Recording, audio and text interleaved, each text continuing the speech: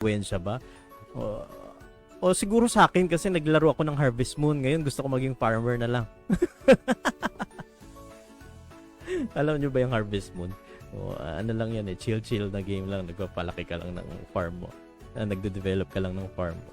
Ayan, so gusto ko maging farmer. Gaya ni Garawi, no? Meron na siyang mushroom production. Impluwensya din ng Harvest Moon yata yan. Ayan. Pero yun nga, walang study na matibay na ebidensya na mga video games ay nakaka-epekto sa isip ng tao. Pero maraming naniwala o maraming nag-claim na especially sa mga non-gamer na parang ito yung madaling sisihin kasi yung games daw eh. So tiningnan nga yung Roblox, tiningnan yung mga common sa mga kabataan. And may mga kwento din na lumabas na talaga namang nakaka-impluwensya, ano? Yung mga kabataan ay impluwensyahan, merong napaguhubad daw. Of course, maraming nai-scam monetarily. Kumbaga, ganun yung effect sa mga tao. Pero wala tayong makapag-share ng experience. So, i-share ko na lang yung experience ko. Ako na lang. Pero ang katotohanan sa akin, gamer ako eh nung maaga ako na-expose sa sa mga mga console and kasi uso pa yung mga rentahan ng mga PlayStation dati.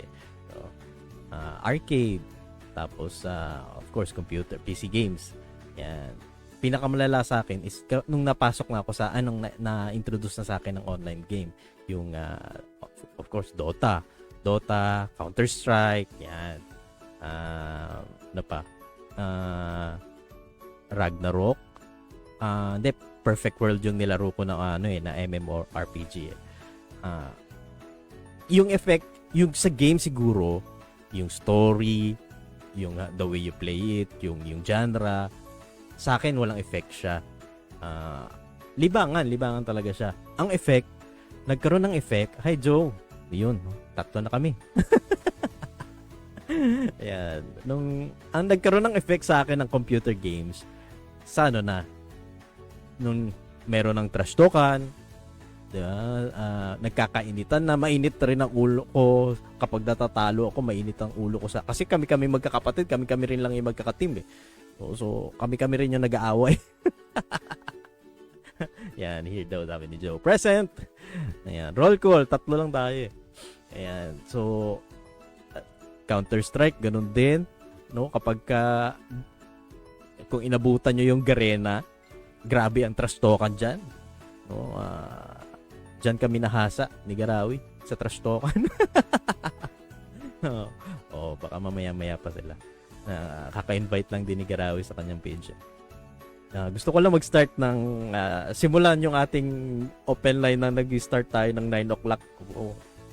Kasi dati, alanganin lagi, 9, 9:30, 9:20, 9:45. Ayan, okay. Babalik tayo.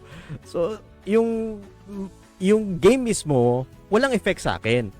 Pero, yung community, dun siya may effect dun sa community ng gaming. So, siguro, yung mga single person na game, RPG, ay, marami kami niyan eh, mga Final Fantasy. Hindi ka naman pagkatapos mo maglaro ng Final Fantasy, hindi ka naman maghahanap ng mga goblin, maghahanap ng mga monsters, di ba?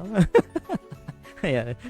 Inabutan na daw ni Sir Rayuki. Adult na daw siya. Oo, ako rin naman. Adult na rin ako nung inabutan ko yung Garena. Impluwensya ba? O siguro sa akin kasi naglaro ako ng Harvest Moon. Ngayon gusto ko maging farmer na lang. Alam nyo ba yung Harvest Moon? Ano lang yan eh, chill-chill na game lang. Nagpapalaki ka lang ng farm mo. Nagde-develop ka lang ng farm mo. Ayan, so gusto ko maging farmer. Gaya ni Garawi, no? Meron na siyang mushroom production. Impluwensya din ng Harvest Moon yata yan. Ayan. Pero yun nga, walang study na matibay na ebidensya na mga video games ay nakaka-epekto sa isip ng tao. Pero maraming naniwala o maraming nag-claim na especially sa mga non-gamer na parang